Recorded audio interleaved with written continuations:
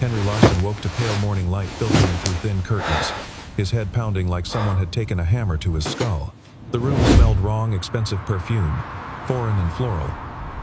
Nothing like the coffee and laundry detergent scent of his tiny apartment. Another glass of the usual, He blinked perhaps. once, Thank you, twice, Mr. Dupois, trying to but I piece should together the circulate. fragments of last night that danced just beyond his memory's reach.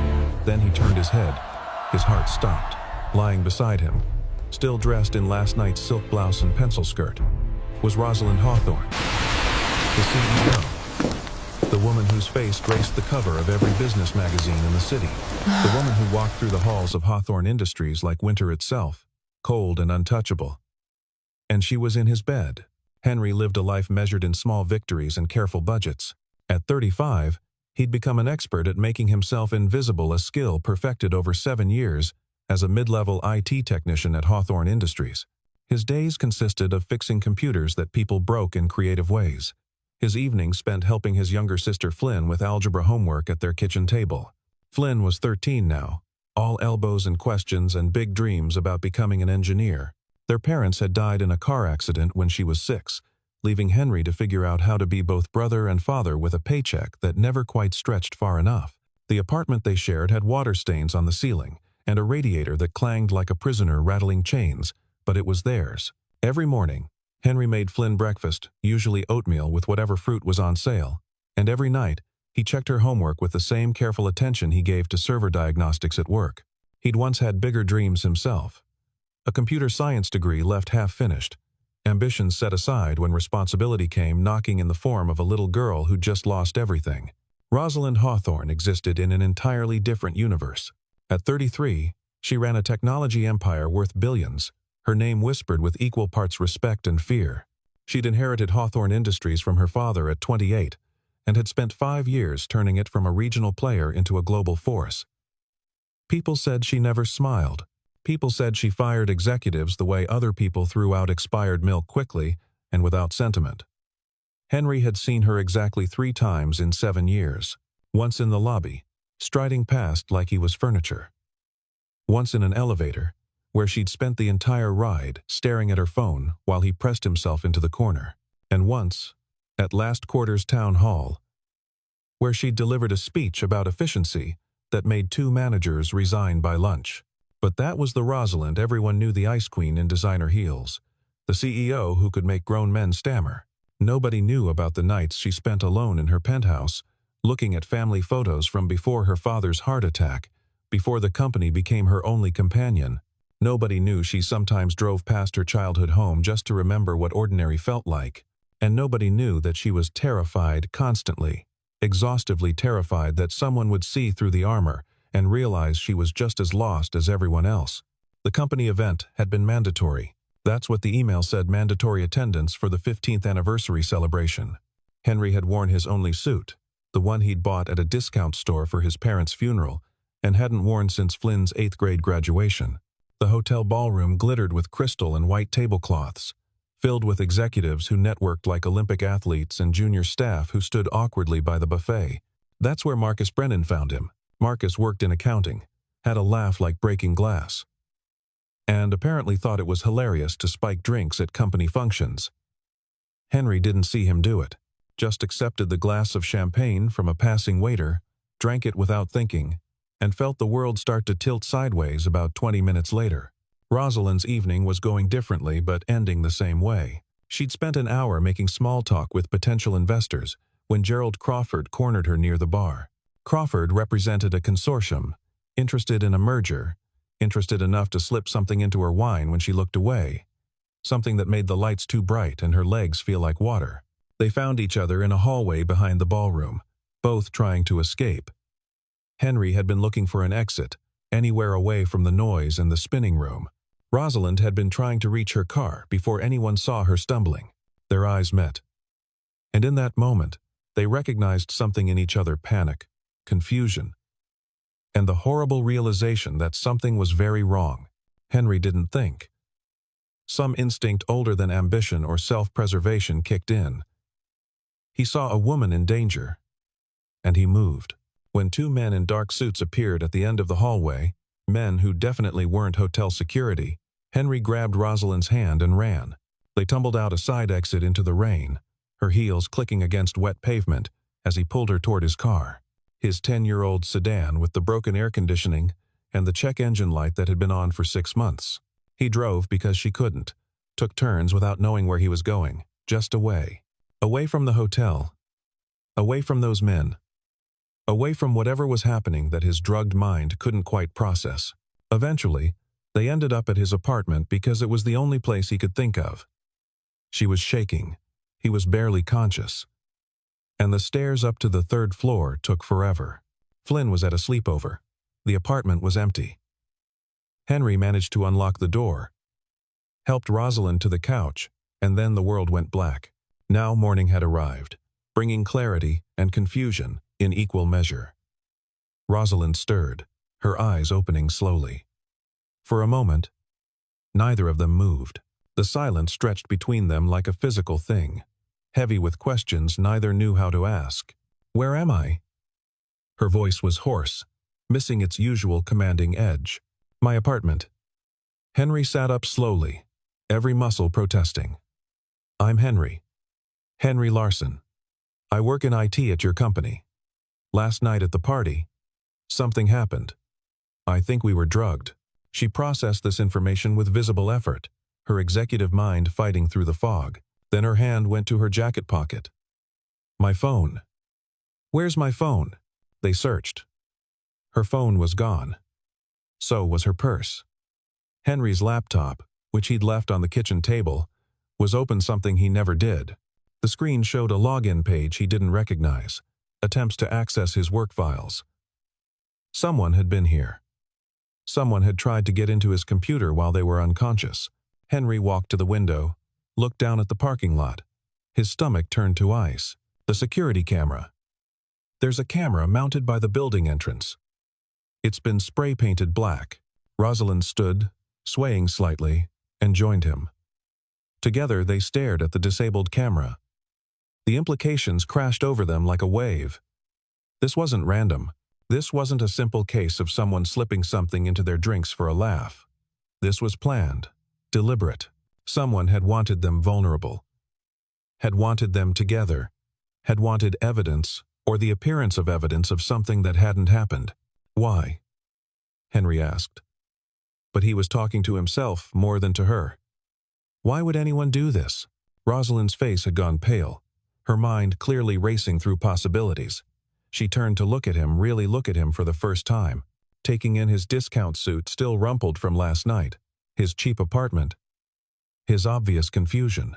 "You really don't know who I am, do you? I mean, you know my name, but you don't understand what this means. I know you're the CEO. I'm about to sign a contract that will shift 30% of company control away from the board of directors.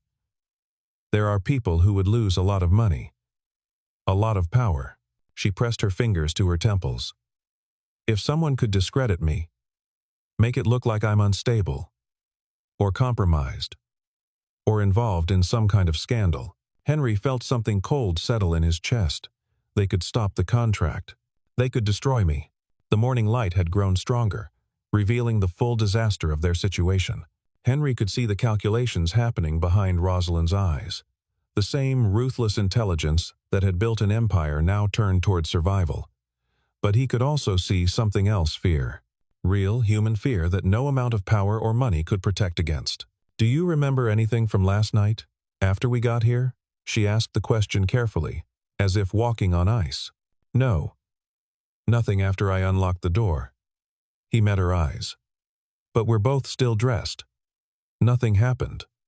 I mean, nothing like that." She nodded slowly, but the wariness didn't leave her face. Henry understood. She didn't know him, had no reason to trust him. For all she knew, he was part of whatever this was. The thought made him angry not at her, but at the situation that made trust impossible. "My sister will be home in a few hours," he said quietly. "You can stay until then if you need to, but you should probably call someone, your security team, or..." "I can't trust my security team." The words came out bitter. "I can't trust anyone at the company.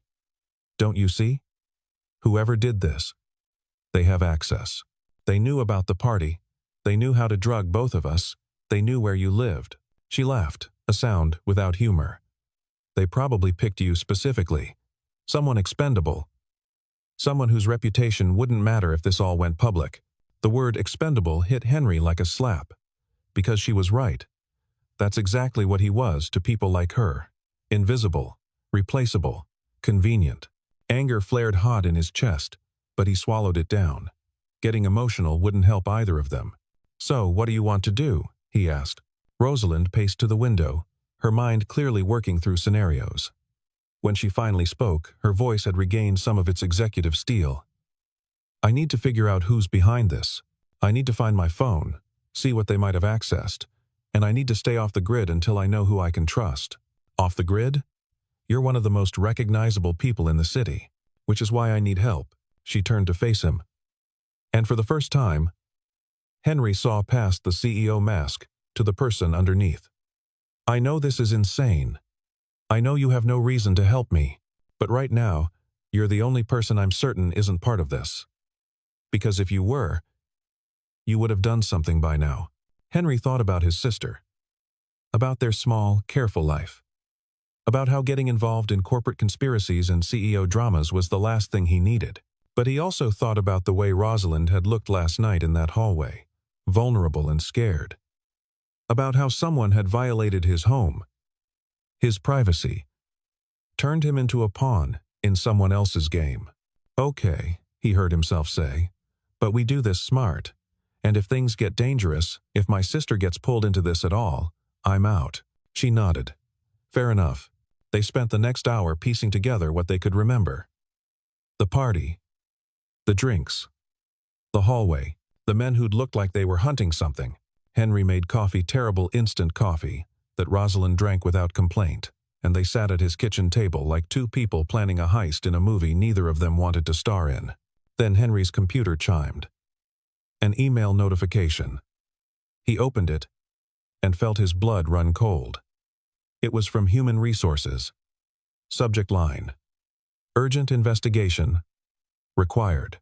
The message was brief and devastating. Someone had filed a complaint against him. Someone had security footage he knew couldn't be real, showing him following Rosalind to his car last night, apparently forcing her inside. "They're framing you too," Rosalind said, reading over his shoulder. "Making it look like you're the aggressor. If you try to defend yourself, you incriminate yourself. If I defend you, it looks like I'm being coerced." Henry's hands were shaking. 7 years of showing up early and staying late. Of fixing every problem and never complaining. And now someone was going to paint him as a predator because it fit their narrative. Who would do this? Who benefits? Arju. Rosalind's face had gone hard. "Clinton Merrick, my CFO. He's been lobbying against the new contract for months. He stands to lose the most if it goes through."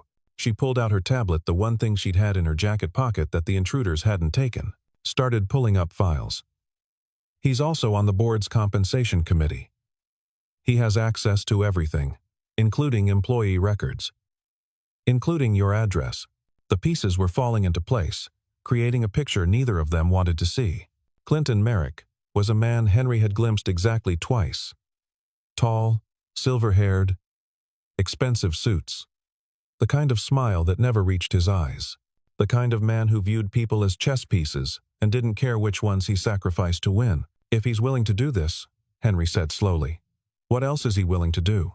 As if in answer, Rosalind's tablet lit up with a news alert. Her face went white. The headline screamed across the screen: CEO Rosalind Hawthorne's whereabouts unknown following bizarre company event. The article was full of carefully worded insinuations. Anonymous sources claiming erratic behavior. Whispers about mental health concerns. "He's moving fast," she whispered. "By tonight, the board will have enough cover to call an emergency meeting. They'll say I'm unfit. They'll suspend me pending investigation." Henry stood up, started pacing. His small apartment felt even smaller now. Walls closing in. "We need proof. Real proof that he's behind this. Something we can take public." "How?" "We're running out of time, we have no resources, and we can't trust anyone at the company." Rosalind's voice cracked. Just slightly. He's already won. Henry stopped pacing, looked at her. Really looked at her. This woman who commanded boardrooms and made million-dollar decisions before breakfast now sat at his cheap kitchen table, shoulders slumped, defeated. Something in him rebelled against it, against the injustice of it, against the idea that men like Clinton Merrick could just destroy people because it was convenient. Then we disappear, he said. Not permanently, just long enough to figure this out, long enough to find proof. Disappear? I can't just… Yes, you can. Henry's mind was already working, that problem-solving part of his brain that made him good at his job kicking into gear. You're rich, which means you're visible. Every credit card, every account. They'll track it. But you're with me now. I know how to be invisible. It's what people like me do every day. She stared at him. You're serious. Do you have a better plan? The silence that followed was answer enough. Rosalind stood, straightened her shoulders, and in that moment, Henry saw the CEO returning. But there was something different now. Something less cold. Okay. Tell me what we do. They moved fast. Henry called Flynn's friend's mother. Spun a story about a work emergency requiring him to go out of town. The woman was kind.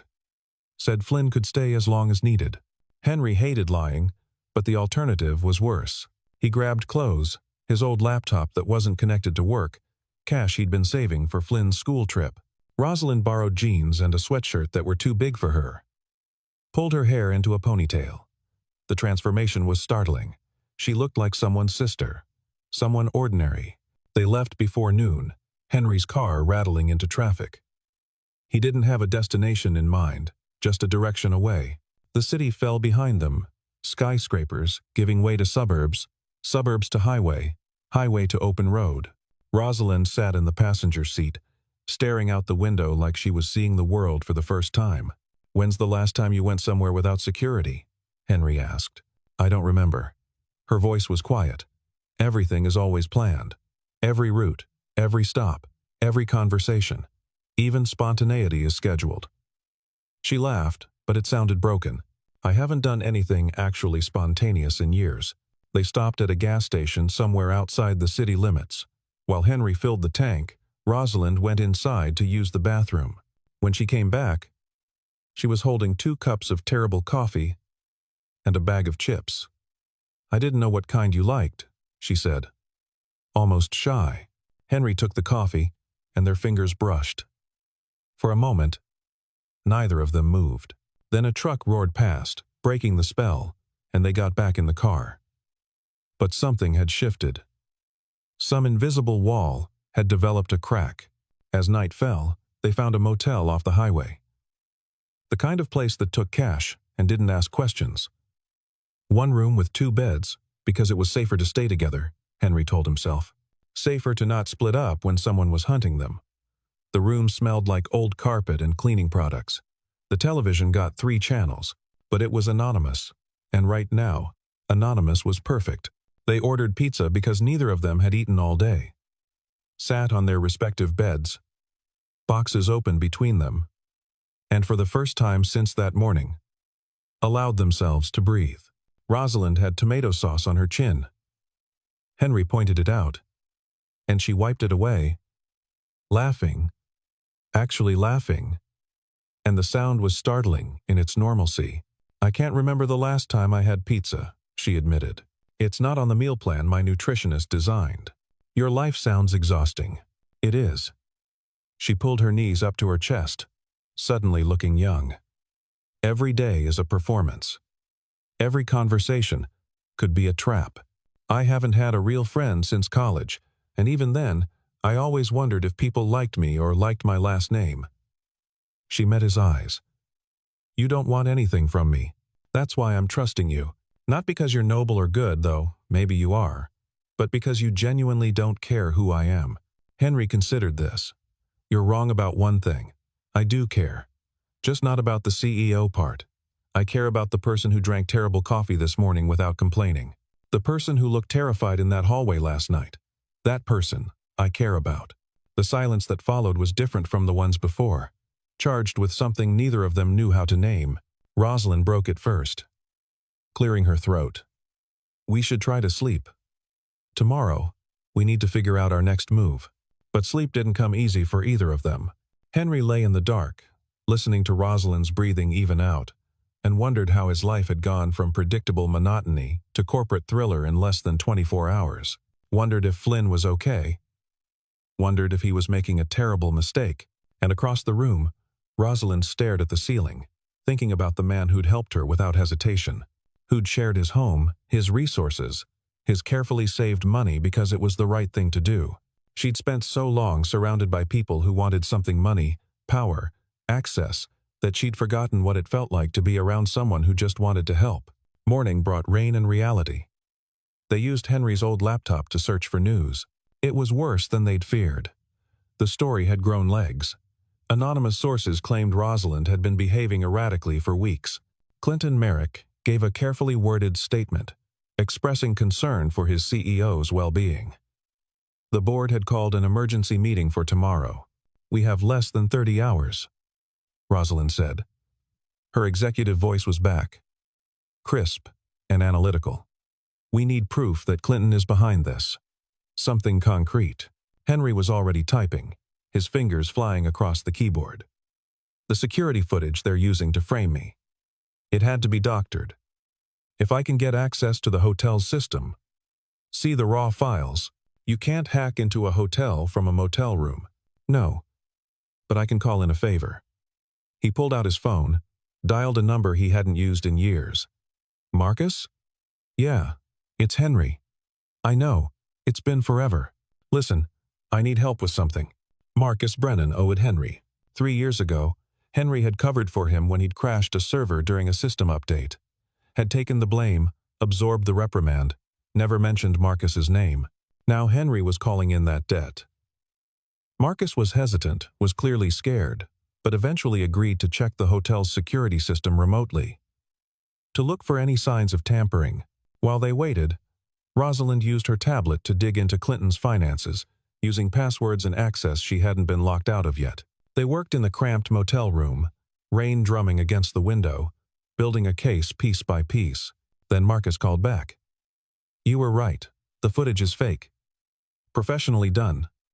But fake. Someone used AI to composite you and Rosalind together.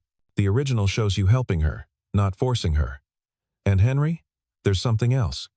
The same IP address that uploaded the fake footage also accessed Clinton's home network. You can prove that? I can prove all of it. I'm sending you everything now. But Henry, be careful. These people play for keeps." The proof arrived in their inbox like a bomb. Time-stamped logs, IP addresses, digital fingerprints that led straight back to Clinton Merrick. It was beautiful and damning, and exactly what they needed. Henry felt relief flood through him, so intense it made him lightheaded. "We have him," Rosalind whispered. "We actually have him." But then her tablet chimed. An email from her personal assistant, one of the few people she actually trusted. The message was brief. "Clinton knows you're investigating. He's hired people to find you. Be careful." The relief turned to ice. "We need to move," Henry said. Now, they threw their things in the car and ran. Henry drove, while Rosalind tried to figure out their next move. They couldn't go to the police. Clinton had too many connections. Couldn't go to the media without putting themselves in danger. They needed to make it to the board meeting tomorrow, confront Clinton with the evidence in front of witnesses, where he couldn't silence them. But first, they had to survive the next 24 hours. The car that had been following them since the motel made its move on a stretch of empty highway, a black SUV, tinted windows, closing fast. Henry saw it in the rearview mirror, felt his pulse spike. "Hold on." He pushed the gas pedal down, his old car protesting but accelerating. The SUV matched his speed, then pulled alongside. Henry saw the window rolling down, saw the man inside reaching for something, and jerked the wheel. They swerved onto an exit ramp, tires screaming. The SUV followed.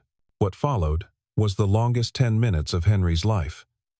Turns taken too fast, running a red light, cutting through a parking lot. Rosalind braced against the dashboard, silent but trusting. Finally, Henry spotted what he'd been looking for: a shopping mall. Crowded parking lot. Security cameras. He pulled in, parked among hundreds of other cars, and killed the engine. They sat in silence, hearts pounding, scanning for the black SUV. It cruised past once, twice, then disappeared. For now, they were safe. But Clinton was getting desperate. And desperate men did dangerous things. "We can't keep running," Rosalind said. "Eventually they'll find us. Then we don't run. We go on offense." That night, holed up in a different motel, they made their plan. Henry would use his IT skills to hack into the board meeting's video system. They'd broadcast the evidence live, make it public, make it impossible to hide. It was risky. It was borderline illegal, but it was their only shot. Henry worked through the night, fingers flying across the keyboard, building backdoors into systems he had no business accessing. Rosalind watched him work, and in the glow of the laptop screen, she saw something she recognized: focus, determination, skill. This man who'd been invisible to her for 7 years was actually brilliant, actually capable, and she'd never even noticed. "Why IT?" she asked during a break. "You're clearly capable of more." Henry didn't look up from his screen. "My parents died. Flynn needed me. It paid enough to keep us fed. I couldn't risk going back to school, couldn't risk chasing dreams when she needed stability. You gave up your life for her. I didn't give it up. I just chose a different one." He finally looked at Rosalind. "Not all of us get to choose between ambition and responsibility. Some of us just get responsibility and make the best of it." She felt something crack open in her chest. Guilt. Maybe. Recognition. All these years running a company, making decisions about people like Henry, cost-benefit analyses, efficiency reports, without ever considering the lives behind the numbers. "I'm sorry," she whispered, "for not seeing you, for not seeing any of you."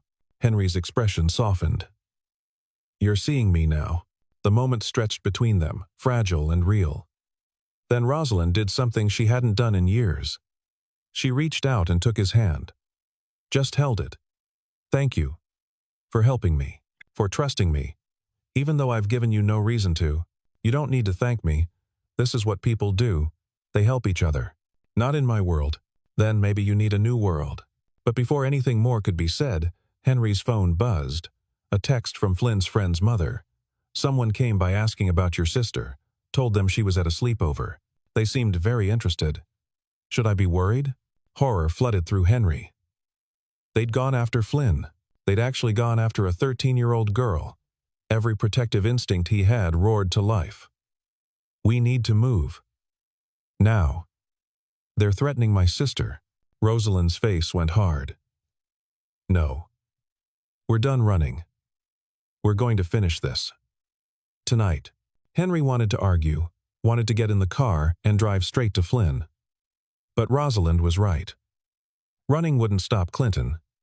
The only way to protect Flynn, to protect both of them, was to end this, to expose Clinton so completely that he'd never dare threaten them again. The board meeting was scheduled for 9 in the morning. Henry and Rosalind arrived at Hawthorne Industries at 8. Slipping in through a service entrance Henry knew about from years of late-night server maintenance. They made their way to the IT room, where Henry jacked into the building's network. His fingers flew across the keyboard, opening doors, accessing systems, building a bridge between the evidence on his laptop and the video screens in the boardroom. At 8:50, Clinton Merrick walked into the boardroom, confident and polished. The board members were already assembled, 10 men and women who held the fate of the company in their hands. Clinton began his presentation, expressing concern about the CEO's whereabouts, sharing carefully edited evidence of erratic behavior, building his case for a vote of no confidence. At 8:55, every screen in the room lit up. Not with Clinton's presentation, but with Henry's evidence. Time-stamped logs showing the fake footage being uploaded from Clinton's home network. Financial records showing suspicious payments to the men who'd tried to drug Rosalind. Email exchanges discussing the plan to discredit her before the contract signing. Clinton's face went white, then red. He spun toward the screens, trying to shut them down. But Henry had locked them. The evidence kept scrolling, undeniable and damning. Board members were on their feet, voices raised in shock and anger. That's when Rosalind walked into the room, perfectly composed, dressed in a spare business suit she'd kept in her office for emergencies. Every inch the CEO they'd tried to destroy. The room fell silent. She walked to the head of the table, her table, and faced Clinton. "Did you really think I wouldn't figure it out?" Her voice was ice. "Did you think you could drug me? Frame an innocent employee? Threaten a child? And face no consequences?" Clinton's face twisted. "You have no proof. That evidence is inadmissible. Probably fabricated. Then explain to the board why your IP address is all over it. Explain the payments. Explain the emails." She turned to the assembled members. "Clinton Merrick conspired to discredit me, frame Henry Larson, and derail a contract that would benefit this company and its shareholders. He did this purely to maintain his own power. I'm calling for an immediate vote to remove him from the board and terminate his employment." The vote was unanimous. Security escorted Clinton out. He was screaming about lawyers, about how they couldn't do this. But his voice faded down the hallway. The damage was done. The truth was out. Afterward, in the sudden quiet, Rosalind found Henry in the IT room. He was packing up his laptop, hands shaking now that the adrenaline was wearing off. She stood in the doorway, watching him. "I owe you an apology," she said quietly. "Before all this started, I had you investigated. It's what I do, background checks on anyone who gets close to me. I didn't trust you. I was looking for angles, for ulterior motives. I was wrong." Henry stopped packing, turned to face her. The hurt in his eyes was real. "You investigated me? While we were running? While I was helping you?" "Before that, as soon as I woke up in your apartment, I sent a message to my security team to dig into your background." She swallowed hard. "I'm sorry. I'm so sorry. I've been betrayed so many times that I forgot how to trust anyone. But you never gave me a reason to doubt. You just helped, and I repaid that by treating you like everyone else treats me, with suspicion." The silence between them was heavy. Henry wanted to be angry. Part of him was angry. But he also understood.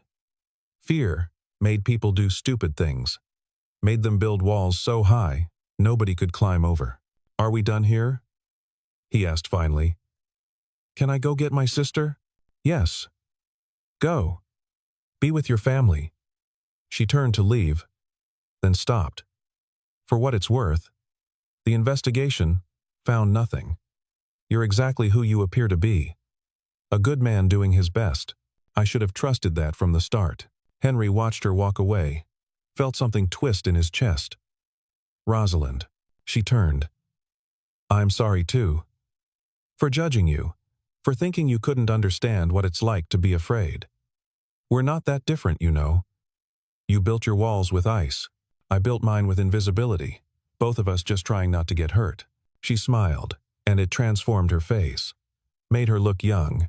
"Maybe we could try something different. No walls. Just honesty." "I'd like that."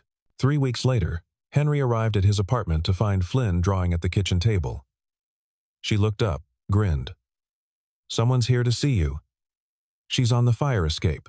Henry found Rosalind sitting on the rusty fire escape outside his window, 2 cups of good coffee in her hands. She'd brought donuts.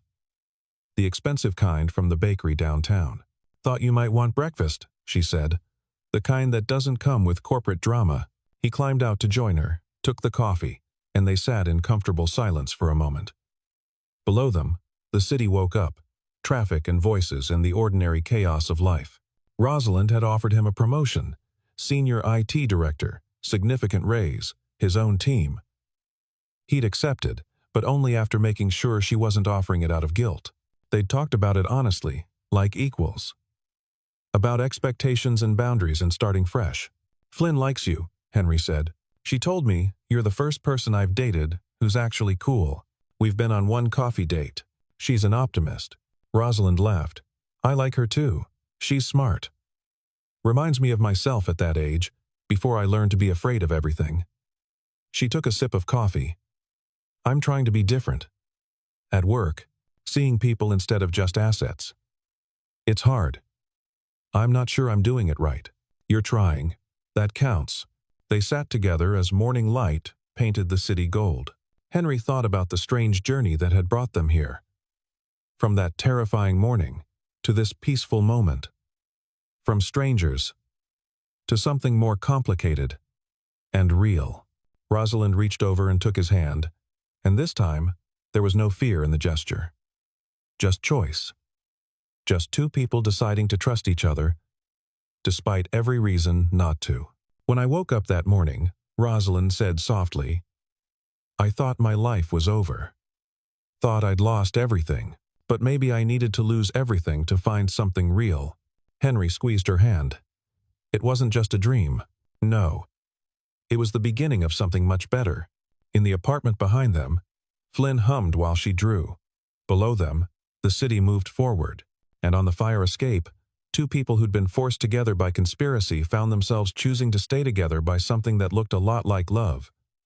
Not the fairy tale kind. The real kind. The kind built on trust earned, on walls torn down. On the simple, revolutionary act of seeing each other clearly and deciding that what they saw was worth holding on to. Henry had thought that morning was the end of his ordinary life. Instead, it had been the beginning of an extraordinary one. Not because Rosalind was a CEO, or because they'd defeated a villain, but because they'd both learned that the bravest thing anyone could do was let themselves be seen. Completely. Honestly. Without armor. And in the end, that was the real dream worth waking up to.